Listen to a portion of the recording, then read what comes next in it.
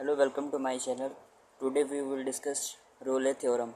Statement: let fx be a function such that first fx is continuous in the closed interval a, b. fx का derivative जो है first derivative वो exist करना चाहिए a, b में, open interval a, b में, और f of a equal to f of b होना चाहिए. Then there exists at least one point c belongs to open interval a, b such that f dash c is equal to 0. Proof: since f is continuous on closed interval a, b, therefore by the boundedness theorem it must be bounded and attain its bounds, supremum and infimum at some points of closed interval a, b. Let m is equal to supremum of f in a, b and small m is equal to infimum of f in closed interval a, b. Now either capital M is equal to small m or capital M does not equal to small m. First case, when capital M is equal to small m, then fx is a constant function.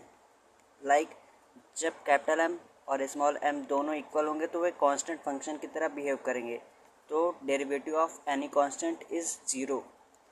Hence F dash X is equal to 0 for all X belongs to open interval a, b. Thus the theorem holds in this case. Second case, suppose that m is greater than capital M is greater than small m, that is capital M does not is equal to small m. Then in this case there must be a point c belongs to open interval a, b such that f attains its one of the extreme value at c. Let f of c is equal to capital M. ये graph हम लोग ने draw कर रखा है ए और B, जिसके बीच में सी पॉइंट को लाई कर रहा है. एफ ऑफ सी की वैल्यू ये है और C minus H left side है and C plus H right side है, where H is a very small number which is greater than 0. Then F of C plus H is less than equal to F of C where H is greater than 0.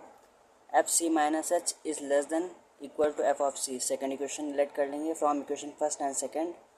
Right hand derivative is equal to limit H tends to 0 F of C plus H minus F of C upon H is less than equal to 0 because F of C plus H छोटा है. यहाँ से हम लोग देख सकते हैं F of C plus H F of C से छोटा है.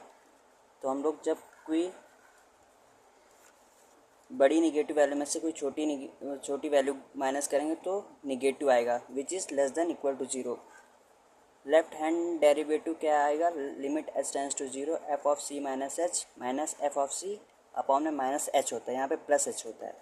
तो ये निगेटिव वैल्यू आएगी, अपॉन में भी निगेटिव है तो ओवरऑल पॉजिटिव वैल्यू आएगी that is greater than equal to 0 at the point c r h d. Right hand derivative f dash c is less than equal to 0 and left hand derivative f dash c is greater than equal to 0. So as the function f is differentiable at c because f is continuous at c. so left hand derivative and right hand derivative को equal होना पड़ेगा. यहाँ पे f dash c is greater than equal to 0 बता रहा है, but यहाँ पे f dash c is less than equal to 0 and f dash c is greater than equal to 0. ऐसा तो हो नहीं सकता, तो इसका एक ही मतलब है कि f dash c is equal to 0 होगा. तो हमारी यहाँ पे रोले थ्योरम होल्ड करती है that is c belongs to open interval a, b for which